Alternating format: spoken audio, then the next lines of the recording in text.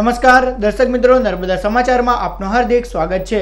સૌપ્રથમ જોઈશું અત્યાર સુધીના મુખ્ય સમાચારો। દહેજની એસઆરએફ કંપનીમાં કેમિકલથી 3 કામદારો દાઝ્યા। કામદારોને સારવાર અર્થે ભરૂચની ખાનગી હોસ્પિટલ ખસેડાયા। ભરૂચમાં ગોલ્ડન બ્રિજને સમાંતર નવા બ્રિજની કામગીરી માટે નદીનું વહેણ અટકાવવાનો વિવાદ।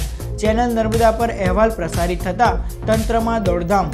ધારાસભ્ય દુષ્યંત પટેલે ગાંધીનગર સુધી રજૂઆત કરી માટીની પાળ હટાવવા માંગ કરી। ભરૂચના ભોલાવ ગામમાં આવેલ તળાવને પિકનિક પોઈન્ટ તરીકે વિકસાવાશે। પ્રથમ તબક્કામાં તળાવને ઊંડું કરી આજુબાજુના દબાણો દૂર કરાશે।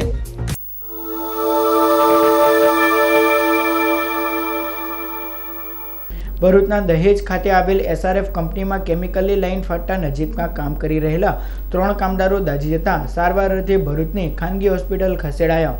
ભરૂચના દહેજમાં આવેલ અને કેમિકલનું ઉત્પાદન કરતી એસઆરએફ કંપનીના બ્રેઇન પ્લાન્ટમાં આજે બપોરે રાસાયણિક પ્રક્રિયા ચાલી રહી હતી। તે દરમિયાન સાઇન વોટરનું વહન કરતી લાઇન અચાનક ફાટી હતી। લાઇન ફાટતા ગરમ લાઇન વોટર ફોર્સ સાથે ઉડ્યું હતું, જે નજીકમાં કામ કરી રહેલા કામદારો પર પડતા તેઓ ગંભીર રીતે દાઝી ગયા હતા। દાઝી ગયેલા 3 કામદારોને તાત્કાલિક સારવાર અર્થે ભરૂચની ખાનગી હોસ્પિટલ ખસેડવામાં આવ્યા હતા, જ્યારે અન્ય 3 કામદારો સામાન્ય રીતે દાઝ્યા હોવાથી તેઓને કંપનીમાં સારવાર આપવામાં આવી હતી। એસઆરએફ કંપનીમાં કોન્ટ્રાક્ટમાં કામ કરતા હરિઓમ જાટ, દિલીપસિંહ અને ધર્મેન્દ્ર નામના કામદારો હાલ ભરૂચની ખાનગી હોસ્પિટલમાં સારવાર લઈ રહ્યા છે। બનાવની જાણ થતાની સાથે જ પોલીસ કાફલો પણ હોસ્પિટલ ખાતે દોડી આવ્યો હતો અને કંપની સત્તાધીશો તેમજ કામદારોની પૂછતાછ કરી હતી। બનાવ સંદર્ભે દહેજ પોલીસે ગુનો નોંધી तपास हाथ धरी है। वही हम लोग साइड में बैठ के काम कर रहे थे, लाइन लीकेज हो गया, हमारा हम लोगों के ऊपर गिर गया।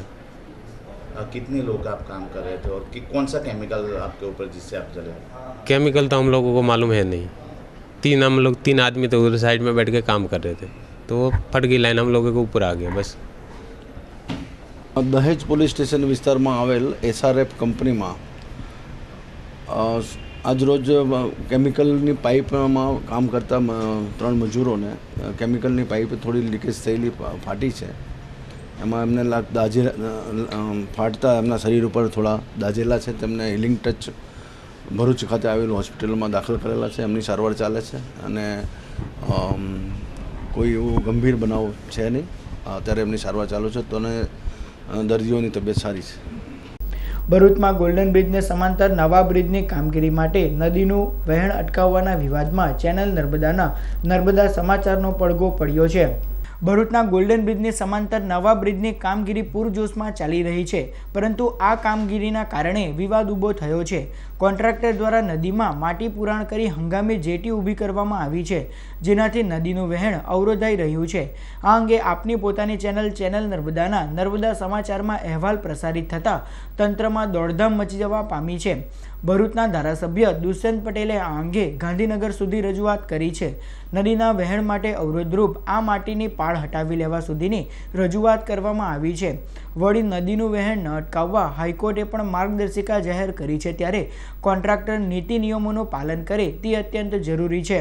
લોકોમાં અને સ્થાનિક મીડિયા પત્રકારોને તમામના મનમાં એક પ્રશ્ન થતો હતો કે ભરૂચથી અંકલેશ્વર તરફ જે જઈએ છે અને જે નર્મદા નદી જ્યાં શરૂ થાય છે ત્યાંથી એક માટીનો પાળો બનાવવામાં આવ્યો છે। આ વાત લઈને ત્યાં થોડો વિવાદ થયો હતો અને આ વાત મારા સુધી આવી છે।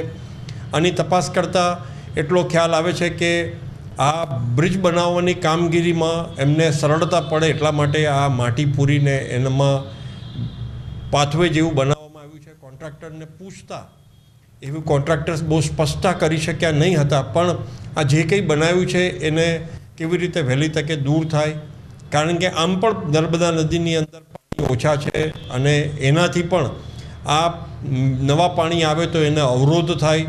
ત્યારે આ વાત ધ્યાન પર આવતા જ નેશનલ હાઈવે અને જે સ્ટેટ આરએનબીના વિભાગના એન્જિનિયર્સ છે તેમની જોડે પણ મારી વાત થઈ છે અને વહેલામાં વહેલી તકે આ કામગીરી પૂરી કરવાથી એ દૂર થાય એ દિશાની અંદર પણ એમની પાસે આપણે ખાતરી લઈશું। ભરૂચના ભોલાવ ગામમાં આવેલ તળાવને પિકનિક પોઈન્ટ તરીકે વિકસાવવામાં આવશે। ભરૂચ શહેરને અડીને આવેલ ભોલાવ ગામમાં વર્ષો જૂનું તળાવ આવેલું છે।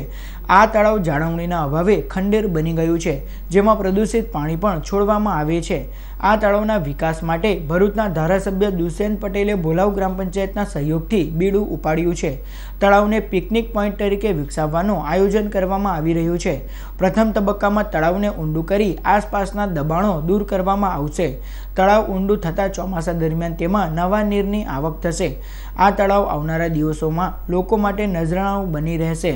હતું એટલે આજુબાજુના દબાણો થોડા દૂર કરીને તળાવને થોડુંક સાફ સફાઈ કરીને એને ઊંડું કરીએ, જેથી કરીને વરસાદની અંદર, ચોમાસાની અંદર એની અંદર નવું એની અંદર પાણી, એની અંદર ફ્રેશ પાણી એની અંદર ઉમેરાય, એ તળાવ ભરાય. અનેક ફાયદા છે. અત્યારે જે તળાવ છે એનાથી ગંદકીને લીધે મચ્છરનો ઉપદ્રવ બી બહુ છે, રોગચાળ બી થાય છે. અત્યારે તો એમ કહી શકીશ કે ભોલાવ જૂના ગામનો એક ખાડકુઓ તરીકે બની ગયેલું એ તળાવને પુનર્જીવિત કરવાનું પંચાયતે વિચાર કર્યું છે. ખરેખર અભિનંદનને પાત્ર છે.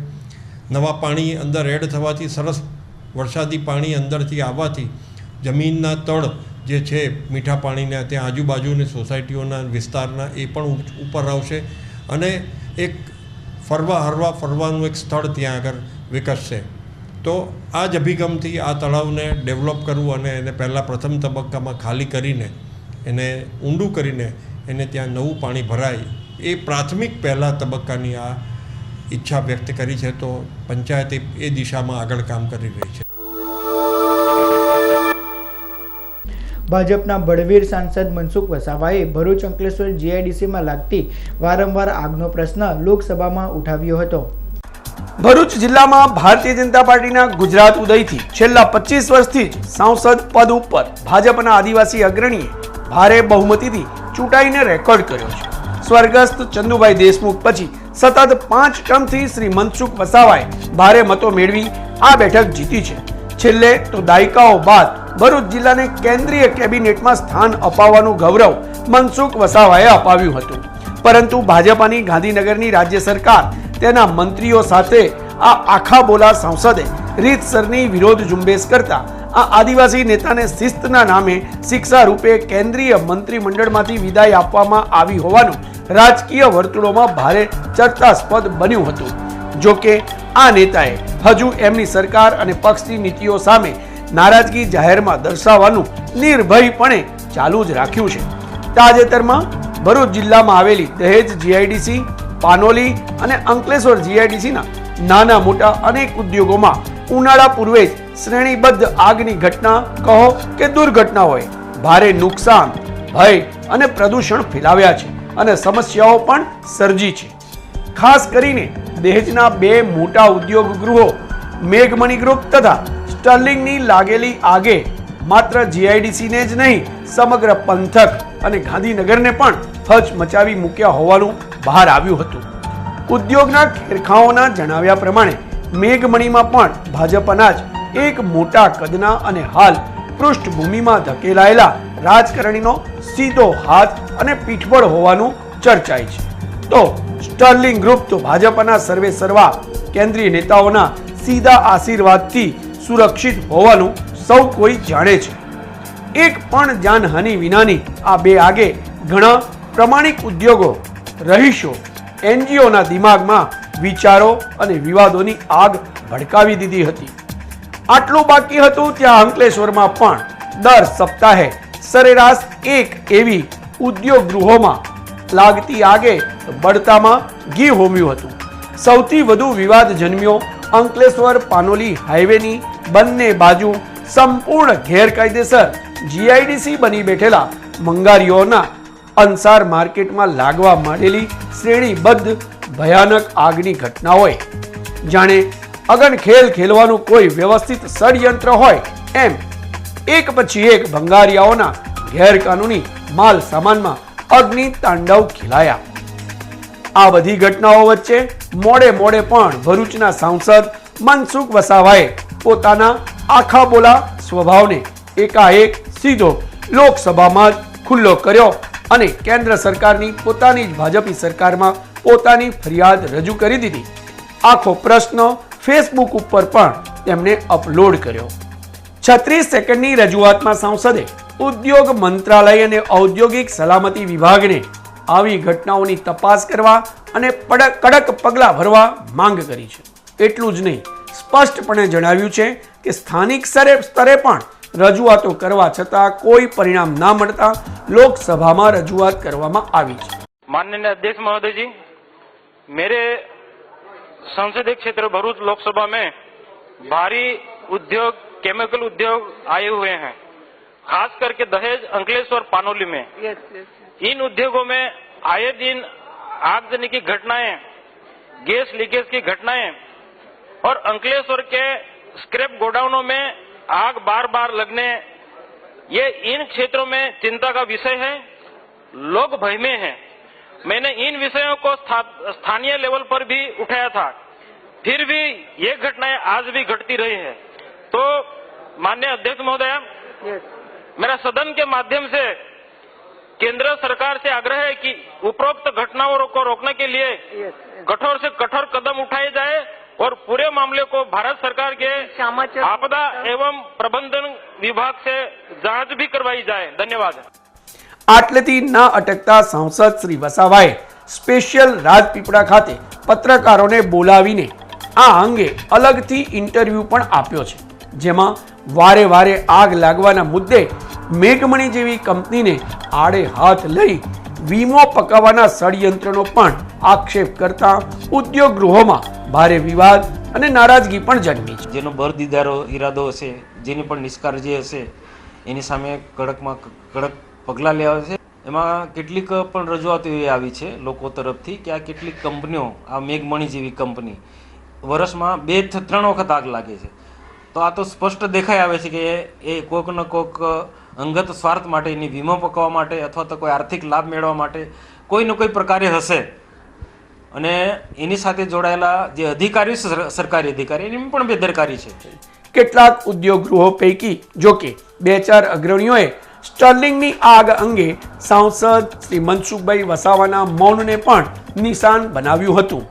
જ્યારે 5 વાર ચૂંટાયેલા અને જવાબદાર ગણાતા એક માજી કેન્દ્રીય મંત્રી જેવા રાજકારણીનું લોકસભાના રેકોર્ડ ઉપર આવેલું અને બાદમાં એ જ વિષયમાં મીડિયાને સંદર્ભ સહિત અપાયેલું સ્પષ્ટ આક્ષેપાત્મક નિવેદન ઘણા સૂચિતાર્થો સર્જી જાય છે. સાંસદ મનસુખભાઈ વસાવાની પોતાની વ્યક્તિગત સાખ તદ્દન ભ્રષ્ટાચારના શત્રુ તરીકેની, પ્રમાણિક અને સ્પષ્ટ વક્તાની છે અને સત્ય માટે શિસ્ત સંયમ પણ છોડીને ઉગ્ર થઈ જાય છે. જરૂર પડે જાહેરમાં પણ તડફડ કરી નાખવું જેવા સ્વભાવથી છેલ્લા 2-3 વર્ષથી તેઓની પક્ષ અને પક્ષના કેટલાક લોકો વિરોધીઓની સાથે સંઘર્ષમાં ઉતરવાની વૃત્તિના કારણે ભાજપામાં જ તેમની વિરુદ્ધ એક મોટી ધરી રચાઈ છે.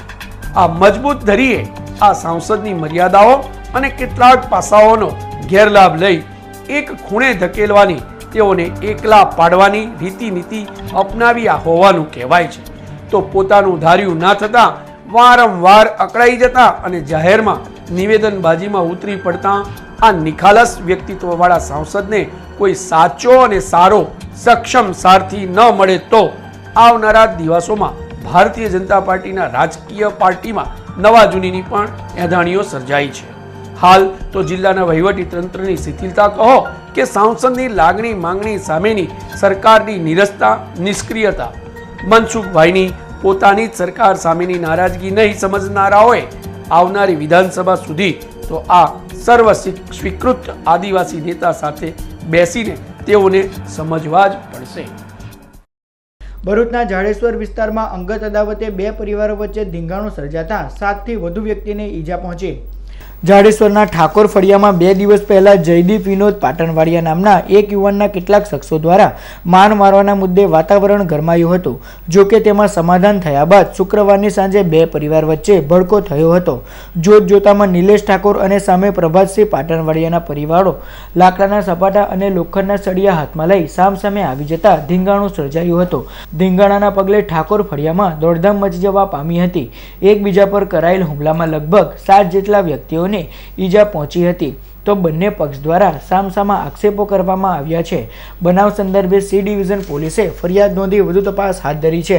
મારી બેન પર અમે બધા બહાર બેઠા હતા તે ટાઈમ પર મારી બેન પર છેડખાની કરી અને એ લોકો 5-7 જણાએ હુમલો કર્યો. તેમાંથી પહેલું નામ પ્રભાતભાઈ રાયસિંગભાઈ, મિનેશભાઈ પ્રભાતભાઈ, દેવેન્દ્રભાઈ પ્રભાતભાઈ, પછી કિશોરભાઈ રામજીભાઈ અને શૈલેષભાઈ મથુરભાઈ. એને પહેલાં અમે સમરણ કરાવેલું, કંઈ કરાવ્યું નહીં ને પછી પહેલાં જસ કાકાની પેનલ આવી ત્યાં પછી કનુ ચીમન, અનિલ પાટણવાડિયા બધા પ્રવીણ પાટણવાડિયા બધાએ થઈને હુમલો અમારી પર કર્યો. મમ્મી પર સપાટામાં આવ્યો અને આ બેનને ઇજ્જત લૂંટી એ કામ કર્યું ને સૌથી પહેલાં બધાને મારવાની કોશિશ કરી હતી. ભરૂચની શ્રી સદવિદ્યા મંડળ ઇન્સ્ટિટ્યૂટ ઓફ ટેકનોલોજી ખાતે પ્રોજેક્ટ એન્ડ ડિઝાઇન ફેરનું આયોજન કરાયું હતું. ભરૂચની શ્રી સદવિદ્યા મંડળ ઇન્સ્ટિટ્યૂટ ઓફ ટેકનોલોજી ખાતે પ્રોજેક્ટ એન્ડ ડિઝાઇન ફેર 2017નું આયોજન કરાયું. આ પ્રદર્શનમાં સંશોધનાત્મક અને રચનાત્મક પ્રોજેક્ટ રજૂ કરાયા. આ પ્રસંગે જીટીયુના વાઇસ ચાન્સેલર ડોક્ટર નવીન શેઠ, રિલાયન્સ ઇન્ડસ્ટ્રીઝના પૂર્વ પ્રેસિડેન્ટ સુશીલ કુમાર, લ્યુપિન કંપનીના સાઇટ હેડ ડીએમ ગાંધી, સંસ્થાના ચેરમેન મુકુલ ઠાકોર તેમજ ડાયરેક્ટર જેએમ પટેલ અને આમંત્રિતો ઉપસ્થિત રહ્યા હતા. આ પ્રદર્શનનો વિવિધ સંસ્થાના વિદ્યાર્થીઓ અને વાલીઓએ લાભ લીધો હતો.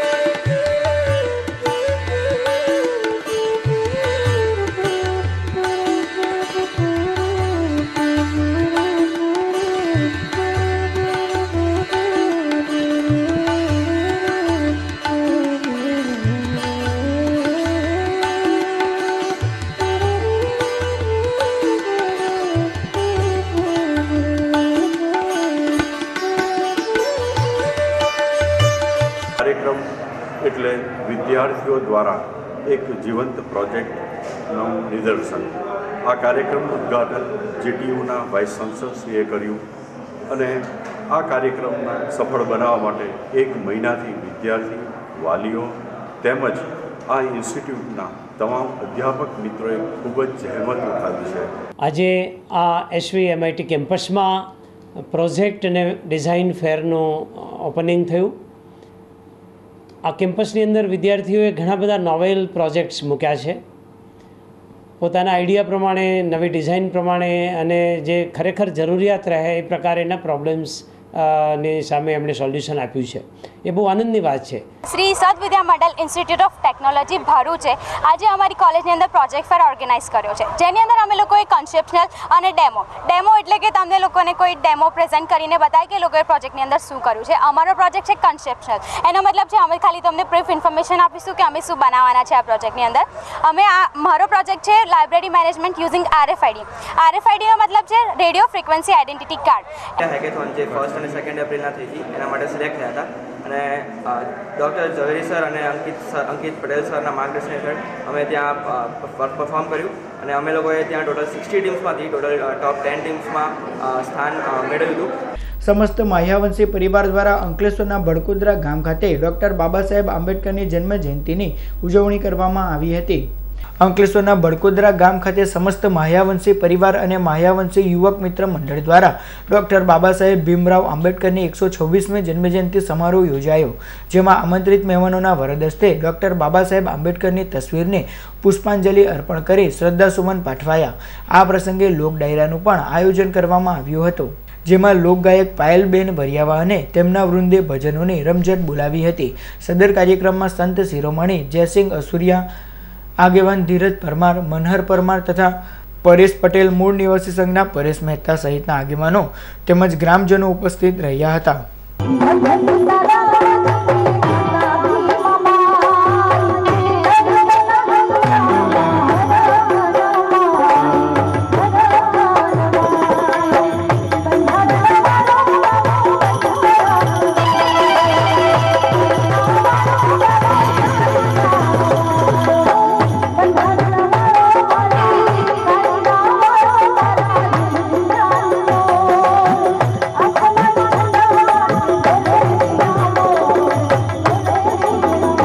જંબુસર ખાતે પ્રોપર્ટી કાર્ડ વિતરણનો કાર્યક્રમ યોજાયો. જંબુસર મામલતદાર કચેરી ખાતે શહેરી વિસ્તારની મિલકતોના કોમ્પ્યુટરાઇઝ પ્રોપર્ટી કાર્ડ ઈ-ધરા કેન્દ્ર ખાતેથી વિતરણનો કાર્યક્રમ પૂર્વ મંત્રી છત્રસિંહ મોરીની અધ્યક્ષતામાં યોજાયો. આ સાથે ડિજિટલ ધન મેળાનો પણ પ્રોગ્રામ યોજાયો હતો. સદર કાર્યક્રમમાં જંબુસર પ્રાંત અધિકારી ગામિત, મામલતદાર, નગરપાલિકાના પ્રમુખ સમીર મલેક, તાલુકા પંચાયતના પ્રમુખ તેમજ ભાજપના આગેવાનો અને નગરજનો ઉપસ્થિત રહ્યા હતા. અંકલેશ્વરના બડકોદરા ગામ ખાતે આવેલ શ્રી રામજી મંદિરના પ્રથમ પાટોત્સવની ઉજવણી કરવામાં આવી હતી. આજ રોજ અંકલેશ્વરના બડકોદરા ગામ સ્થિત શ્રી રામજી મંદિરના પ્રથમ પાટોત્સવ નિમિત્તે વિવિધ ધાર્મિક કાર્યક્રમો યોજાયા. આ પ્રસંગે વિસ્તારના ભાવિક ભક્તોએ ધાર્મિક કાર્યક્રમોનો લાભ લઈ ધન્યતા અનુભવી હતી. અંકલેશ્વર ખાતે ONGC દ્વારા CSR ફંડ અંતર્ગત ₹51.74 લાખના રોજગારી અને શિક્ષણલક્ષી સાધન સહાયનું વિતરણ કરવામાં આવ્યું હતું. અંકલેશ્વર ONGC દ્વારા ડોક્ટર બાબા સાહેબ આંબેડકરની જન્મજયંતિ નિમિત્તે CSR ફંડ અંતર્ગત રોજગાર અને શિક્ષણલક્ષી સાધન સહાયનું વિતરણ કરતો કાર્યક્રમ યોજાયો, જેમાં ₹51.74 લાખના ખર્ચે રોજગારી અને શિક્ષણલક્ષી સાધન સહાયનું વિતરણ કરવામાં આવ્યું હતું. સદર કાર્યક્રમમાં અંકલેશ્વર ONGCના અધિકારીઓ, આમંત્રિતો અને લાભાર્થીઓ ઉપસ્થિત રહ્યા હતા. વાગરા ખાતે ડોક્ટર બાબા સાહેબ આંબેડકરની જન્મજયંતિની ઉજવણી કરાઈ હતી. ડોક્ટર બાબા સાહેબ આંબેડકરની 126મી જન્મજયંતિ નિમિત્તે વાગરાના પરમાર ફળિયા ખાતે કાર્યક્રમ યોજાયો હતો, જેમાં આમંત્રિત મહેમાનોના વરદ હસ્તે દીપ પ્રાગટ્ય કરી કાર્યક્રમને ખુલ્લો મુકાયો. આ પ્રસંગે સામાજિક આગેવાન ધનજીભાઈ પરમારે પ્રાસંગિક પ્રવચન કર્યું હતું. કાર્યક્રમમાં લોક ડાયરાનું પણ આયોજન કરવામાં આવ્યું હતું, જેમાં ભજનોને રમઝટ બોલાવાઈ હતી. સદર કાર્યક્રમમાં ધારાસભ્ય અરુણસિંહ રાણા, કેસરીધામના મહંત ગોવર્ધનદાસ મહારાજ, ધર્મેશ પરમાર અને આગેવાનો તેમજ આમંત્રિતો ઉપસ્થિત રહ્યા હતા. હવે ઉચ્ચ શિક્ષણ પ્રાપ્ત કરવાનું હતું ત્યારે એક ક્ષત્રિય જે મહારાજા આપણા સર સયાજીરાવ ગાયકવાડ એમને શિક્ષણ માટે પ્રાધાન્ય આપ્યું અને એમને વિદેશ શિક્ષણ લેવા માટે મોકલ્યા. ગોરપતિ આયા એરધીસ જિલાયા નિર્વેના મસનારા ગુરુજી નિર્વેના.